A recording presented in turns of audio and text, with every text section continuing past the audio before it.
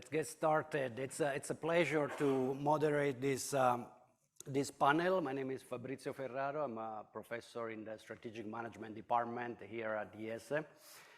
And you know, we've been talking in the field of management and organization theories about culture for almost a century now. So Chester Barnard in the 40s and Philip Selznick in the 50s had culture at the core of organization. And they were basically arguing that the core task of leaders is to shape the culture of an organization, shape the culture of a firm.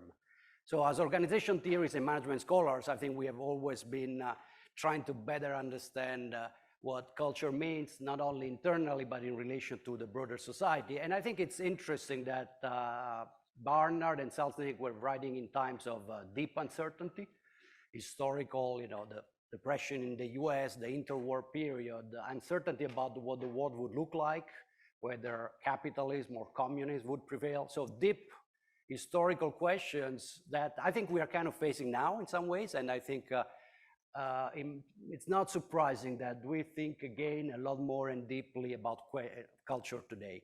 And we have a great panel here today to discuss this topic. And we will start with our speaker, Rudy Durand, who is the Jolie Family Purposeful Leadership Chair at IESE and the founder and academic director of the Center for Business and Society there. And Ruth Aguilera, who is the Brodsky Professor of Global Business at Northeastern University, that will discuss the paper. So Rudy will tell us about his current work on the topic, bringing new ideas, I think, to this topic. And I think it's going to be great to listen to that. Thank you, Rudy. Go ahead. Thank you so much. So I'd like to start by thanking, of course, Jordi, muchas gracias for having invited me here and talking about, you know, this very complicated topic, right? Corporate culture, market categories, and corporate governance. So what is it about? I'd like also to thank, of course, Marco for on behalf of the ECGI for having me here, and all of you for making the time today. Okay, so just an outline of the presentation. So just before I start, so I'm Rudy Durand from HEC Paris. I'm an academic, of course, but also an engaged scholar in the sense that I created this center, Society and Organization at HEC Paris, which is now an institute. But I am also board member of several companies. One is listed. And I'm member also of boards of Entreprises à Mission, Société à Mission in France, for the ones who know the change in law that we had in France in 2019, as well as board member of several nonprofits and a private equity fund. So I try just to connect the practice and what I see and all the things that guys you just showed us, that these different trends, and how can we make sense of it. And basically, I will start by why this question about corporate culture, governance, and market categories. What are market categories? So I will tell you this, because I will define, well, of course, culture and categories first, but I will try to introduce different terms that you probably haven't heard before, because I think that the challenges that we are facing, and again, the ones that you pointed to us, for us, necessitate new terms. And these are some of the new terms that I will share with you. They are not definitive, of course. It's just to have new lenses to try to observe and think through this new reality, duacy and multivocality. And I have an argument. So basically this presentation is how can we make sense of this sentence in 20 minutes? Corporate culture oriented toward pro-social corporate purpose generates a multivocal market category valued and sold by owners, investors. We will press on corporate governance to make it happen. So this is completely incomprehensible. And my challenge is in 20 minutes to have you understand this and perhaps make you change some of your practices. Okay, let's try. Maybe I will fail. We'll see. Why this question? Well, because this is the ending of a period, right? There is a divorce between society and business. You see this in multiple countries, multiple economies, where actually civil society is asking questions. So when you said us, you said society, not the academics, not the professionals, us. There is this divorce that could, you can smell the revolutionary, flavor in the air in many countries. So that means that we have a crisis understanding what is happening, and that profit, as we used it, as we define it, as we measured it for 6 decades or more, is probably an incomplete measure of performance. And we need some extra financial dimensions to be added to that. And we don't know how to do this. That's the problem. The shareholder value maximization mantra is contested. The lawyers have done this and contested this for a while. Lynn Stout is one of the authors, of course. And what happened in France in 2019, this law pact, is exactly about that, changing the law, defining the society meaning the firm, that dated back 1804, Napoleon Civil Code. So we changed it because we need to adjust this. So the shareholder value maximization relies on some assumptions that were operative, and they were considered as such, but they are not operational, not operative anymore. So the premises that the shareholders are the sole owners of the firm is a good approximation, but it's not enough today. Externalities are not accounted for, we need to. And boards, I mean, a very modest board member myself, I told you, start feeling the heat. I wrote a book with the CEO of Veolia, which is a worldwide leader in water and waste treatment, last year. And this is exactly the kind of discussion that we have with him and with many other CEOs. Okay, so I think that time is prime for reflecting about this extra financial performance, the role of firms in society. And there is polarization.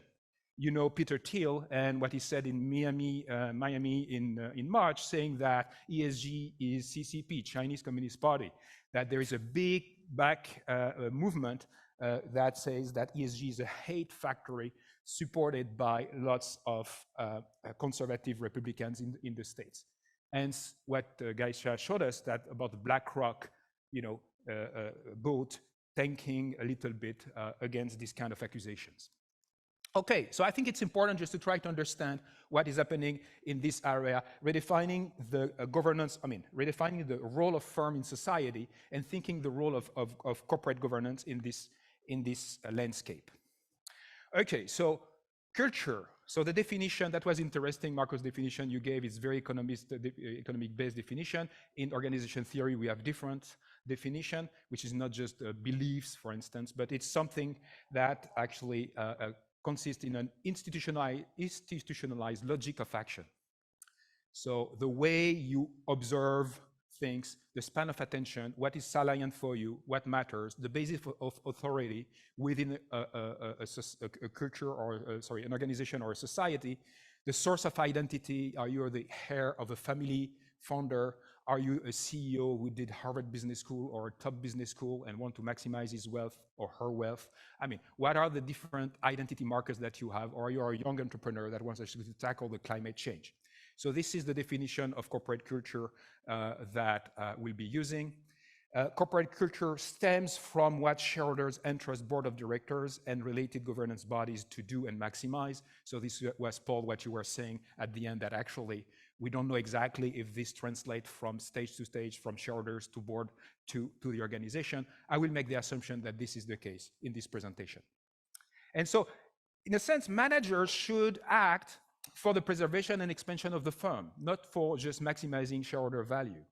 This is the legal debate between what shareholders can do and ought to do, and what managers should do and maximize. Not their own wealth, not just shareholder wealth, but protect the firm in the longer term, because the firm is a legal entity on itself. So firms do not just belong to shareholders. This is the big trend about firm purpose. What is the purpose of the firm beyond making profit? So the purpose could be maximizing profit, that's fine, but it may not need to be just that. And the purpose of the firm might be pro-social or not. So here there is like a little play to have, and it's the role of shareholders just to vote at general assemblies and about what the direction of the firm should be, and the board of directors to implement this. So managers should obey boards and shareholders, and the example Paul gave, they actually oftentimes, and Jordi as well, board members are hijacked by the CEOs. We don't receive all the information. We don't do, and cannot do what you said, that going to the sites, etc. So it's very difficult for us to do that. And many cases, you could be hijacked by the boards, and you could be complicit and complacent with that. And so this is here where I introduce one term, So if you are interested in the manifesto that we wrote with an economist and a corporate lawyer from Wilkie Farr, a very well-known corporate law firm, we created some terms, and one of this is not shareholder primacy, it's shareholder duacy. Don't go to the dictionary, you won't find it. We coined the term. So what is it? It's duacy. Why? Because you have two roles, and here is the play on the word property. Of course, you own the shares, so you're a shareholder, you own the shares, so you can vote, you have a right to do that. But what we are saying is that you have more than a right, you have an obligation. And your obligation, especially in these times, is not just to maximize your shareholder value, it's just to think about the consequences of how the firm exploits natural resources which are limited, how the firm actually exploits people as well in different parts of the world, and how you have to respect some regulation that actually try to enforce these rights. And so this is what we call propriety. Is it appropriate? I mean, do you behave as a shareholder appropriately related to what the firm purpose is? And again, I'm not saying that all the firms should be pro-social, right? It's not what I'm saying. I'm saying that shareholders should be very clear about their roles. That is not just unique, it's duacy, it's dual. And so maybe you just want to maximize the profit, that's fine. You organize the firm the way you want, with the board of directors you want, for this to happen. That could be a possibility. But there are some other people who think that actually the firm has a role to play, and that actually cannot go against certain limits on this planet, and that exploit people. Nor exploit people. Okay, hence by being purpose-driven, managers act in the interest of the firm and of its shareholders. So this was the first time I introduced duacy, okay? So the shareholders actually have a dual role, and this propriety role has been completely overlooked I mean, for many firms. When you're a family firm, maybe you think of it and you act appropriately. Okay, now the second term I want to introduce, multivocality. Wow, my God, what is this? Okay, so I'm a scholar who studies categories in markets and how actually managers need to co-locate their products in market categories. In 2007, today I can say, what kind of smartphone do you have? In 2007, you didn't know what a smartphone was. You were calling this a BlackBerry. You were calling this maybe a cell phone or other terms. So the terms evolve. The categories of the product change. If I say an e-car, 10 years ago, you didn't know what an e-car was. So these market categories are evolving. And so what I'm saying is that when the firm changes its portfolio of activities and develop different kind of products, the way the clients, the way the investors look at them, the way the audiences look at the firm change. And this is where I will introduce multivocality, the fact that you speak to multiple audiences and you try to do different things. So here again, these are pure definitions. I have no time just to go over that, but just I will give you the flavor. Categories represent a meaningful consensus about some entities' features as shared by actors grouped together as an audience. So if I say tonight, let's go and have a beer, I can say you want to have a pale ale. Everybody knows a pale ale. Now, if I say an IPA, some of you may know, others may not. So the categories change, and so what is the consensus we have? If I consider categories as lenses, the way you see the world through, right? Categories then enables actors to restrict their consideration set.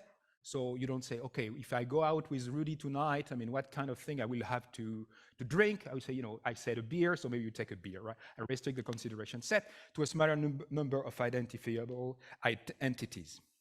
And therefore, different categories of producers will carry unequal obligation, expectation, and rewards, which will affect the range of strategic opportunities they face in the market. If you decide to be a thermic engine car producer, you will be located in one category, and the expectation of the investors will be, of certain kind. If you are a pure player in the e-car, vehicle market, likewise, certain specific categories, certain specific expectations, rewards for being here. And if you are, Volkswagen and all the others that are play, all three together, meaning thermic, e-cars, and hybrid, you will be in the middle, and here you are multivocal, okay? So this idea, imagine that this is the distribution of the different topics, features of an industry, right? So I was using, for instance, car industry. So you have, thermic engine and all the other categories, that kind of, probably the type of SUV or whatever. So you could summarize an industry to the main characteristic of a firm. And so what the category literature tells you is that the more you go away from this prototypical, this prototype of what the firm is, and you can apply this to all your industries, if you are in the food production, if you are in the steel production, whatever, in the service industry, you can categorize your firm as being more or less close to the type, the average industry. And the more you go out, the more you go away from this type, research tells you, the expectation and the valuation will be lower for you. And there is another stream of research that says that you can transform this a little bit by putting a goal. And if you put a goal, so for instance, I say, cite me a bird, give me the name of a bird immediately, and you will tell me, I don't know, a robin, a crow, or something like that. You will take a bird that basically flies, sings, etc. You don't say penguin, right? As the first year. This is prototype. But then if I ask you a question with a goal in mind, give me the name of a bird that you can eat, suddenly you don't say robin or crow, you will say, I know, chicken, perhaps. Okay, and so that means that in certain ways, you can change the valuation of category membership when you have a goal. And for the purpose of this talk, I mean, you can imagine social responsible investment, ESG, as including in a very prototypical, basically risk return finance category, a goal that changes the way investors and owners perceive it. This goes back to Oliver Hartel, which is in Gales, for instance, maximizing shareholder wealth and not just value. Okay, so keep this in mind, and then what you can do, well, basically, you can have different distributions. So on the left side here, low misalignment, you see it's exactly the same. High misalignment, you see that here topics 3, 4, and 5 are overrepresented. And so you can calculate the distance. As much as you can calculate the multivocality, which is the term that I am introducing here, which is in one case, you see that the topics basically here are very similar, although slightly overrepresented in the left bottom side, T1, okay. So one topic, super represented, all the rest not, whereas multivocality, you see all the topics are represented. So that means that you can have a representation of different firms and the way they are representative of their category along these two dimensions. Distance, misalignment, it's easy to understand. What is less easy to understand is multivocality. And of course, in the back of my mind, I have, if you pursue shareholder value maximization or profit, which is very topical, maybe you can also pursue some other topics like climate change or social inequality. And there you start having multivocality. Okay, so this is the second part that is done. How much time do I have? 8 minutes. 8? I think I will be able to do it, well, in 20 minutes. Now, saying that you will really understand the sentence at the end, I'm not sure. But now you have the different terminology, right? We have defined corporate culture, we have defined multivocality. So let me try to drive you through this sentence. And let's start by maybe defining what it means. I read again the sentence: corporate culture oriented toward pro-social meaning climate, people, corporate purpose, generates a multivocal market category. I think that this part now you understand, because if you add to profit a different kind of feature, that means that you become to have a multivocal culture, right? Valued and sold by owners, investors, not sure. And then, because of what I said earlier, if the investors and the owners believe in this, that means that it will press the corporate governance to really implement it, to make it happen. It? Well, it, in my sense, is a new version of capitalism. I think that, as I said at the start, that we're on the verge of potential riots, revolution in some countries. And if the capitalism doesn't reform itself, my bet is that in many countries, democracy will suffer, if not disappear. You know, Brazilian election yesterday. And so it's a serious debate. And so, but I think that actually we can move this in the right direction. Okay, so let's start going over this sentence again. Remember that? Okay, so shareholder value maximization is really this. Board of directors pursue the shareholder interest, maximize topic one, so there is no multivocality. If you don't get profits, you're fired as a CEO, and basically all the firms align toward that. And that's okay. Pieces of evidence just to move forward in this sentence. Corporate culture oriented toward pro-social corporate purpose generates a multivocal market category. Okay, so here, from a research we have been doing with Arnaud Kudenek, one of my PhD students, we have studied actually all the deals in VC industry in the US. And basically what we do, we studied hundreds of thousands of documents in order just to look at the different topics that firms can have and represent. So these are basically in the business description, the different words and the topics. And you see here that this firm has two topics that are represented here, 1 and 3. This one, you understand, is multivocal because it represents the 5 topics equally. And this one has a very different kind of distribution. So it's misaligned, but low multivocality. So to make the story short, I give you the results of this, all these deals, the 1,600 deals that we studied. And what appears is that actually, so we didn't know what will happen, right? Is that the firms that really super perform are the ones that are low misalignment and high multivocality. And they are significantly superior in their market valuation relative to the other quadrants. So what does it mean? It means that there is here in this industry, let's not overgeneralize, but there are some evidence that actually in this industry, this is, multivocal and aligned firms that succeed. So for me, the way I hear, the way I read this is that actually multivocality does not condemn you to be a low performer. You can be profit-oriented and probably add some topics to your business model and be rewarded by markets, here VCs. Okay, let's keep on. You have some pieces of evidence that show that actually purpose matters for employees. So this is a study from McKinsey. 80% of employees think it's very important for a firm just to do more than just maximizing profit. But 40% of them say that actually purpose statement drive impact. So they, and you can relate this to silent quitting, big resignation, etc. So having another topic beyond purpose is important. We mentioned, I think Anna Loos mentioned that intangibles is very important. So this is the past, this is the future. Intangible value that you can measure, the culture that you can measure will count more and more in the valuation of firms. And actually research for 2 decades in ESG, in strategic management and research has shown that.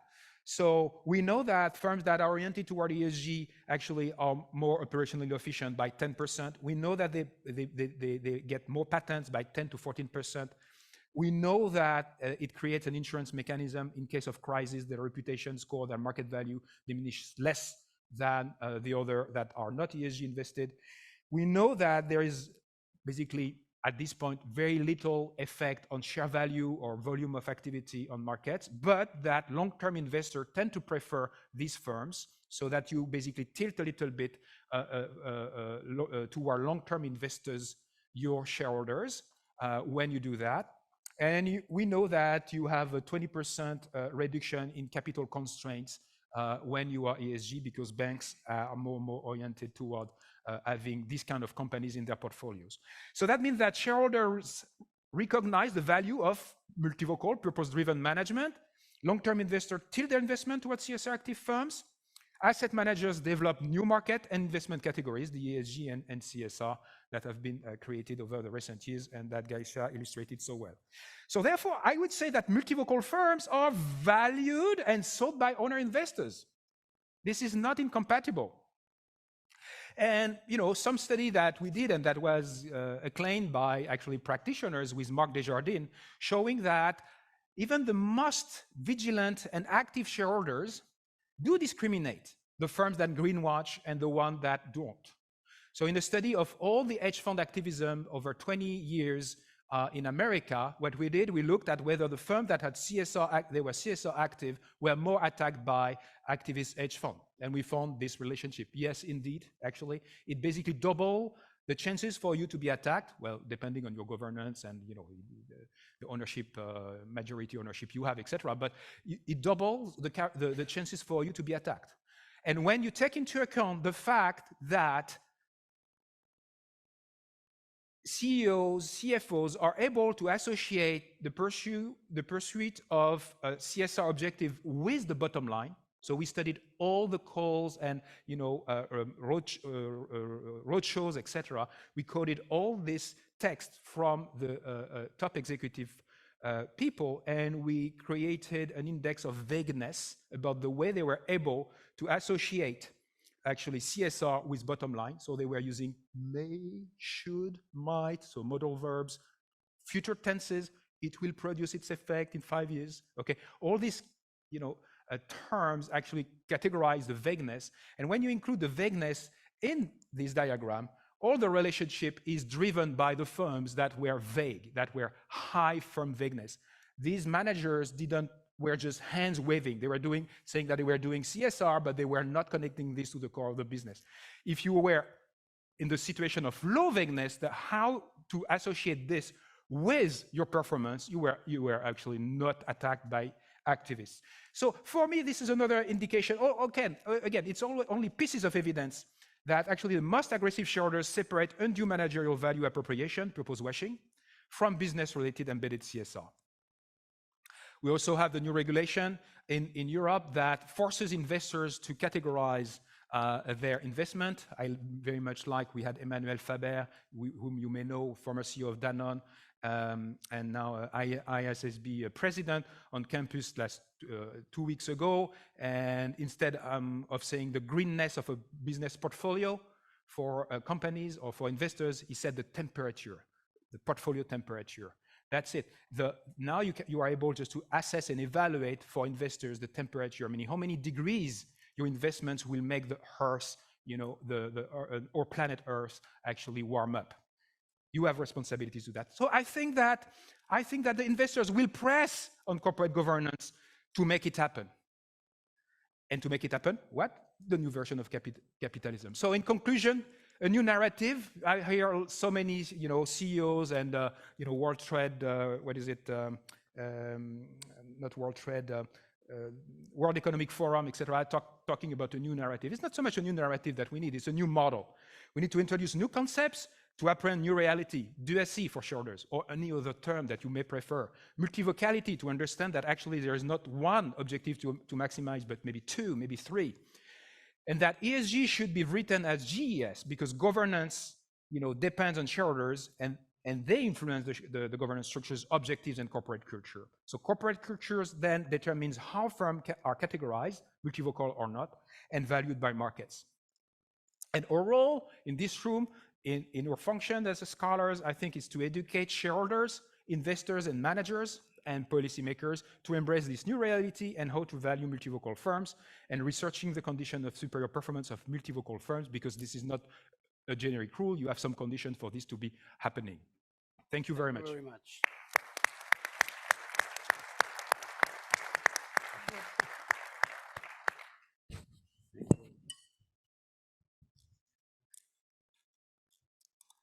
Good morning, everybody. My name is Ruth Aguilera. It's an absolute pleasure to be here. Thank you, Rudy, for this amazing, thought-provocative talk.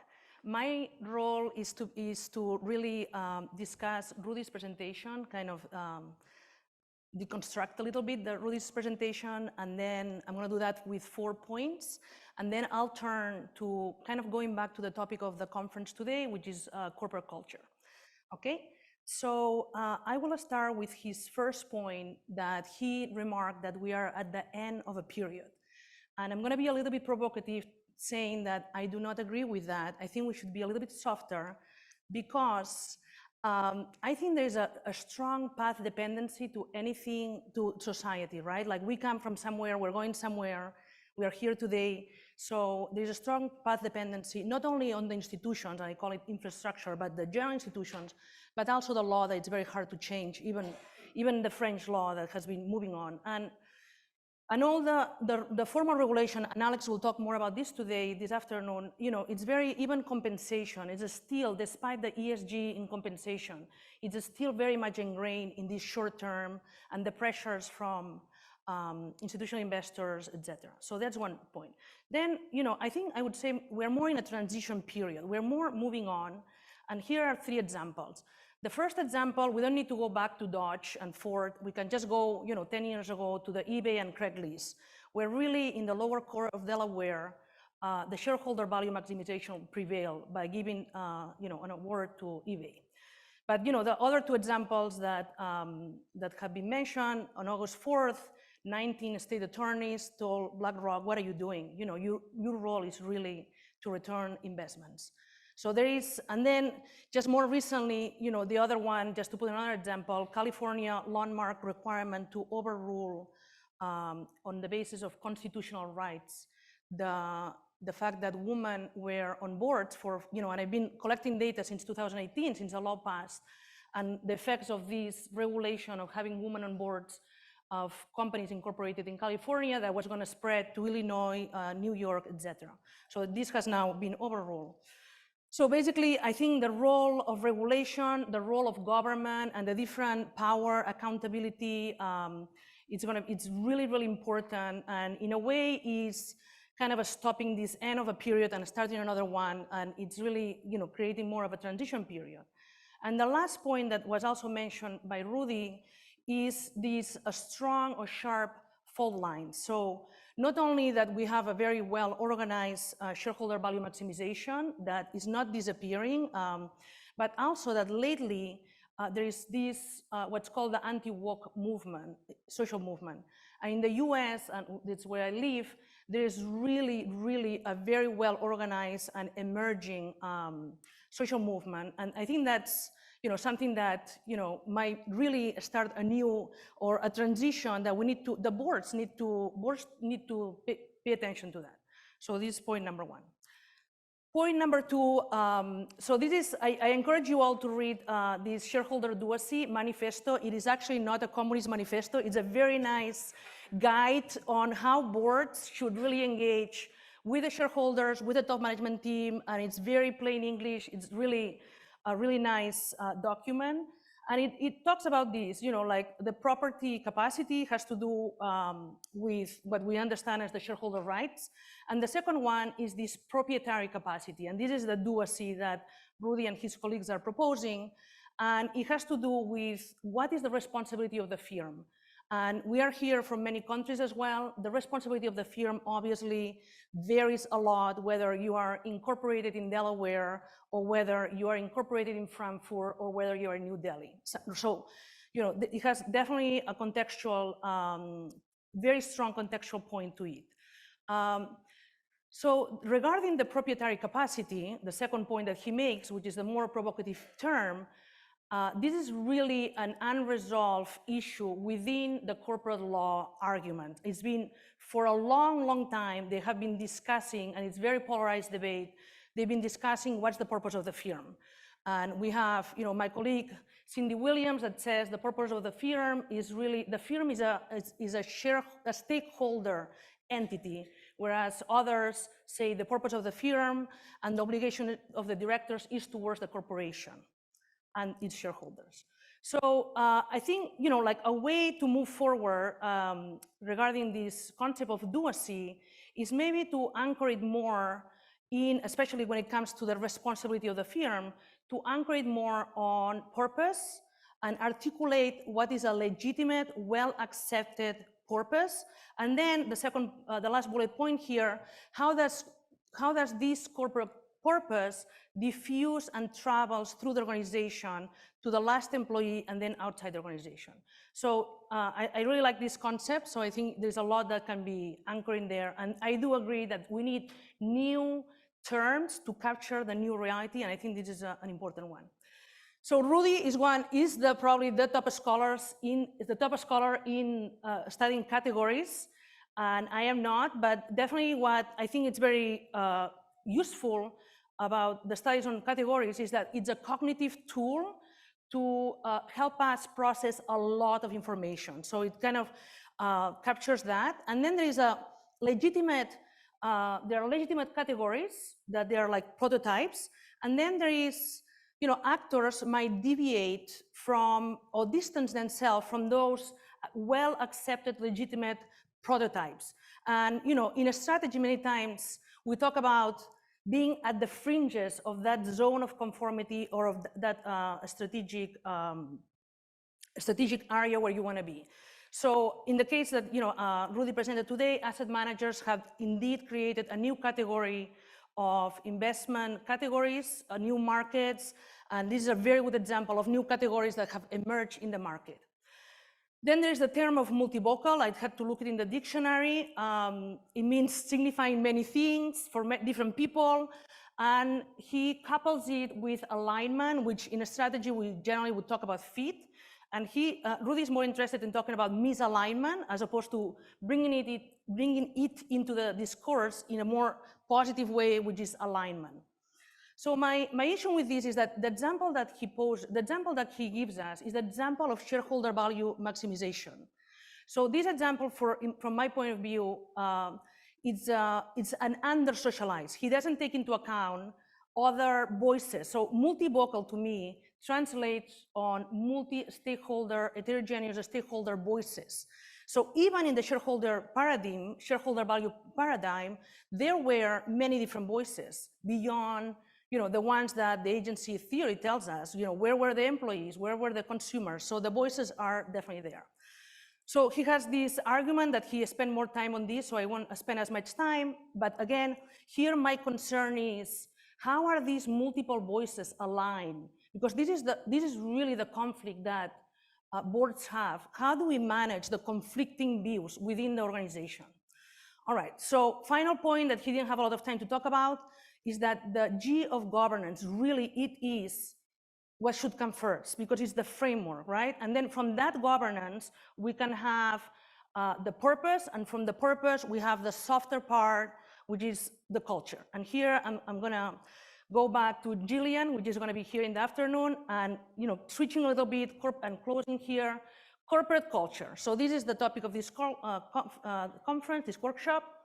Corporate culture from organizational behavior, which is like the main definition, includes values and norms widely shared, and strongly held throughout, so legitimate, they have to be accepted within the organization. And then Jillian and her colleagues in this incredible paper that I just discovered, I'm like a little bit like Gaithka that went to management, I went to finance as a sociologist, and I think this is an excellent paper that talks about the differences between values and norms within corporate culture. And so one of my last point here is that when you ask what is corporate culture to different people, you might have different sets within the organization, different stakeholders, different interest groups, you might have different opinions. So in the paper of Graham and colleagues, they asked what best describes your corporate culture. They interview close to 2,000 North American executives, and these are the results, right? Like very value-based. Then there's a survey that was done last year by IESE in 2022 with Professor Canals and colleagues. And they asked the same, they asked two directors, what is corporate culture to you? And there the answers were slightly different. It's about collaboration, trust, transparency, accountability, and employee development. So not radically different, but, and you can see this, this is a very nice survey. So you can see that it depends who you ask, what is corporate culture, right? So takeaway here, there is a realization that corporate culture is important, yet not the priority of board discussion. And this is also in the IESE survey that they say the number one thing that we're discussing in 2021, 2022 is digital transformation, which was also confirmed by the survey from Paul. So, corporate culture might still today mean different things to different people, and Rudy presented also the employees. From the point that the slide on the employees, it might mean different things. Corporate culture is intangible. It needs to be anchored in the purpose, and then this purpose needs to be translated into norms and practices. So my last slide here is When we think about corporate culture and the role of the board in this ecosystem, I would like to make a plug for thinking more about deliberative governance. What is deliberative governance? It's basically including the voices, so maybe multivocal, but including the thinking or the inputs of the different stakeholders, at least acknowledging them and deciding what to do with it. And this is, this is a couple of Swiss German scholars that they are really bringing in this idea of deliberative governance, which means opening up the pie and having a more multivocality within the governance. So a little bit borrowed from the manifesto here, 4 points that boards should do. So boards should understand what shareholders want, what is the corporate culture that they want to prevail in the company via having a very articulate, legitimate purpose. They should activate the governance, if that's their role, safeguard, foster, evaluate, and then revise, entrust and monitor the top management team, and then the top management, manage these stakeholders, across the corporation in terms of the culture. So this would be my recipe, and thank you very much. Thank you so much. Thank you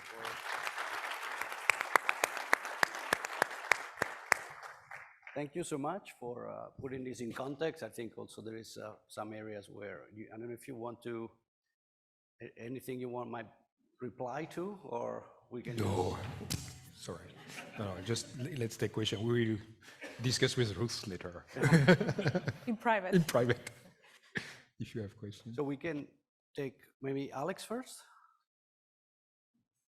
And of course at home, so if there is anyone, if there are people at home, feel free to send the questions and I will bring them up here.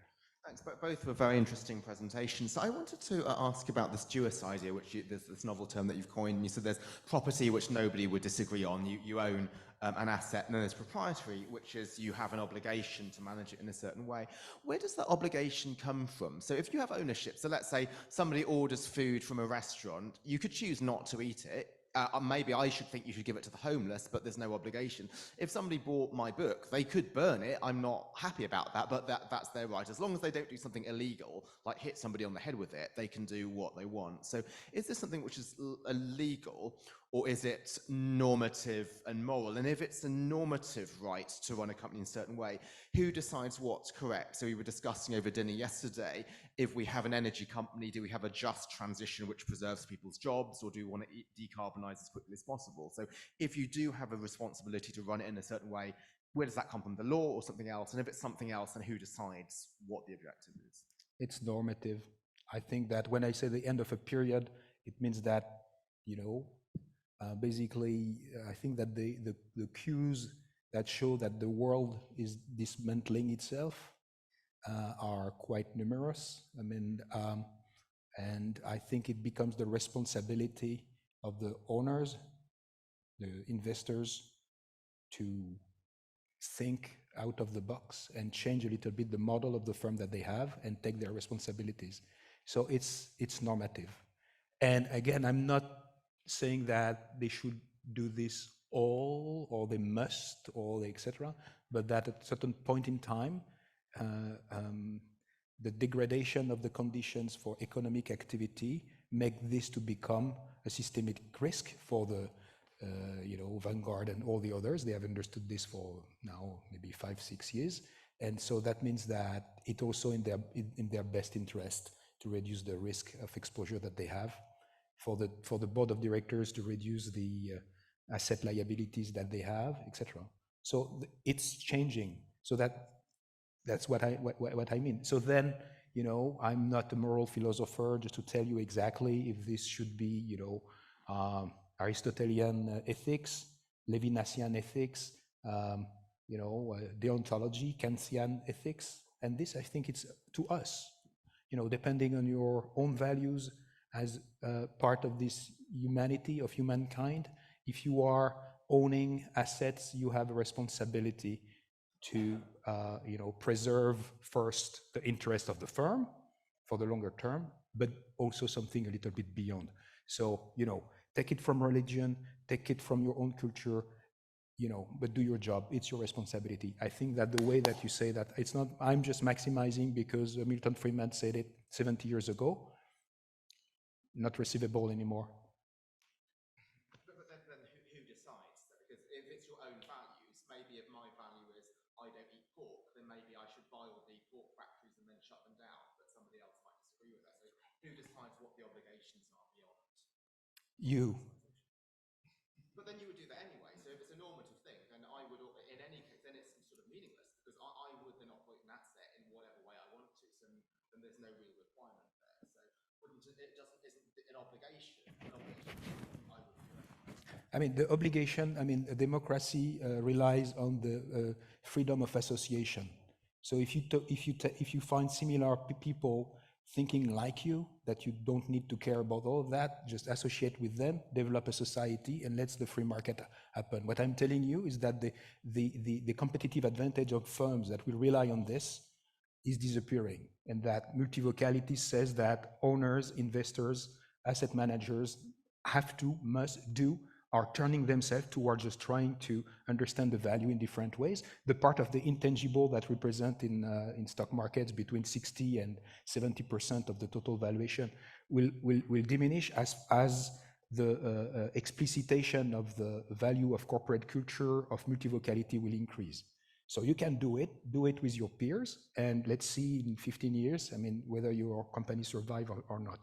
I think that they will not survive. I think that, you know, for a decade, the average performance of, let's say, the green companies was lower than the brown companies, and the volatility was higher. Today, the average performance is similar, and the volatility reduces. So even from a financial aspect, investing in this kind of companies, you know, makes more sense, more financial sense. So again, I'm not saying that all the firms should do that. Let's get the free competition, the freedom of association happen, and let's see who will succeed.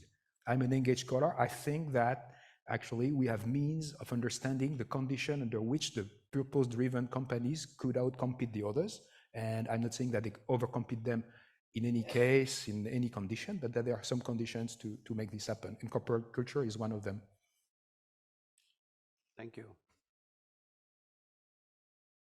Question here? Yeah, Marco. Thank you. I mean, that was a clearly very thought-provoking presentation. So you went from shareholder control to corporate purpose and then to culture. So that's great because we could understand that. So maybe it's actually a bit broader than shareholder control. I mean, you know, somebody's in control. Now, so I understand that too, the controller decides. Now, if you take that perspective, it's a bit in contradiction with what Gaishka presented before, because he showed us that, you know, the model so far has been to have an independent board and independent directors, and you saw the numbers on the screen. So are you proposing that we go back to having the controller really decide? And then, of course, there's Alex's question, who is the controller? But in some sense, you're proposing to reverse the kind of corporate governance model that we've been developing for the past 20 years. Why do you say, I'm sorry, could you elaborate a little bit? Why would I say that Well, if you want the controller to define the purpose and the culture, independent directors are supposed to be independent. So that's a contradiction. Well, we know that independent directors actually don't play such a big role. No, what I'm thinking is that that's true that I think that the shareholders should be a little bit more conscious about the role that they have, and that the people who are sitting in the board of directors should be probably more competent about certain things, especially climate related, etc. So the you know, the French Association of Administrators, I mean, of board members, did some studies, and we know that, you know, so in France we have a law that actually we have 40% of women in boards. That's compulsory, but so the age of the average age of the board member is beyond 65, etc. It's like, you know, driving license. You know, at a certain point in time, you probably need just to be sure that everybody knows the, you know, the, how you say that, the code de la route, you know, to understand that. And if you are pushing me a little bit, I think that as much as for in certain companies, you need to be certified in terms of your competence in finance, etc. I'm a promoter of a certification of board members in terms of sustainability, understanding the, the big, the big trends, the numbers, etc., the impact of your investments on carbon or this kind of thing. And I don't, so that's part also of the multi-vocality. So I think, yes, this control, so I'm not saying that you need to go back, well that's, at least I need to think more about it. This is not what I meant. But independent board member can do only what they can. I'm an independent board member, and I see very well that my action is limited. So, but it's more about the ethos of the board. What are the things that you should focus on? Culture is about focus of attention, principle of authority. Is it the male alpha, hyper testosterone CEO, just the guy you really want these days? Or are there different kinds of people who are more listening, deliberative, seeing the risks in other parts and not just the operational part, but also the reputational and the human side within the company, etc. Ruth, go ahead. Yeah. So I'll just follow up a little bit on this question because, where does this come from? I think that's a very interesting question that you're raising here. And I do think that it comes from first assessing from the board the systemic risks, like the overall risk which come from society, right? And these risks are moving. So it's important to have a broader view, which is this multi-vocality, or you can call it, in the old language would be multi-stakeholder views, interests. So you need to attend to some of these because it might affect your reputation, it might affect your compliance, it might affect your environmental mitigation, different types of risk, but looking at it from the point of view of risk as a board, looking at it from the point of view of the risk. And where does it come from? It comes from society. It comes from your employees that decide between two companies, and company A has a better culture that they've been able to assess, and therefore they have more retention, more commitment, less turnover. So that's a risk, the risk of retention to your employees. So kind of taking the temperature or assessing the society, so the demands from society. And this is where I bring the deliberative governance. You need to look at, because before in shareholder maximization, it's like, we're going to maximize shareholder value at any expense. But here is looking a little bit at the society and at the different pockets within society and which one we want to tend to. Our company right now is doing a lot of energy, so maybe digital is not as important, maybe safety is more important. So just kind of from that point of view, like the societal demands. And I don't see it as much normative, I see it more as an instrumental, to be honest, because it's a more long-term, but more sustainable, financially sustainable, in addition to other non-financial sustainability. So I don't see it as normative, because I don't think if we propose it as normative, we're going to be able to convince decision makers. Maybe because I think there is perhaps behind this question as well, there are proposals for making structural changes out there where some of the constitutive stakeholders would have a bigger play. Not only in Europe, where in some countries they have, but in the US, Leo Strine, labor should be directly represented, perhaps other core stakeholders. So it seems that both of you are saying, no, we don't need that. We're just gonna be doing, shareholders will understand that this is part of the role. Don't you think that to arrive at a more deliberative corporate governance, we actually do need to have a direct representation of core stakeholders? But new representation, I would say new, like Starbucks, like very advocate, one of the 181 signatories of the Business Roundtable, but then they don't want to unionize. They are very much against Starbucks unionizing. Well, they need to create other mechanisms to incorporate that voice. Yeah, for me, I'm not favorable of the dual chamber. So having like, supervisor. Yeah, at this point, maybe I will change. Like 15 years ago, you would have asked me, I would say that the corporations will be the engine of progress, etc. Well, I changed my mind. I think it's the investors and shareholders, the corporates, the CEOs I know, etc. are, completely, tied up by the markets. So then if the shareholders don't change, And so I don't, so as of today, I don't think that the dual chamber having, a second body validating some of the decision of investment, etc. Having like Veolia, I mentioned Veolia before, they have like a second chamber, they call it the critical friends, when NGOs, etc. are present and that really criticize their strategy, then they take stock, but the board of directors is the one that decides. That I'm super fine with that, but not to have a validation by a second chamber of stakeholders. So you have different ways of doing it. You have shadow, shadow boards. Actually, I'm working with one where actually new generation 30 plus that are aspiring just to become executive committee members, etc., are just making their teeth on this kind of question and tackle them very differently from the current board members. This is good as well. So you have different ways to integrate this, I think.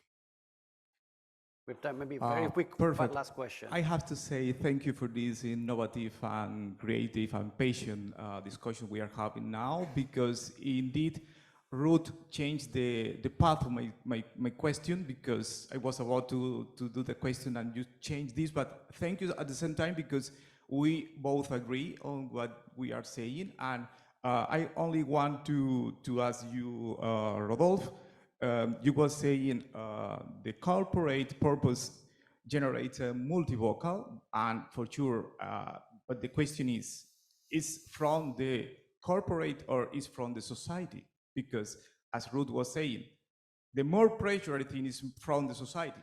And as you said, if we are not able as a corporate to adapt to this new scenario, we will die.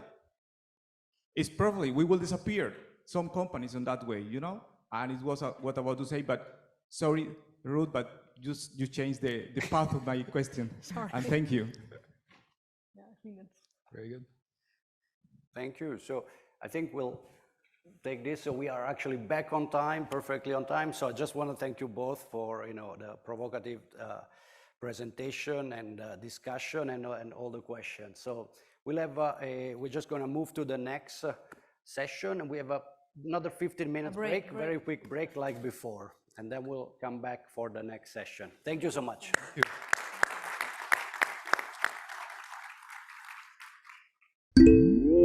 you.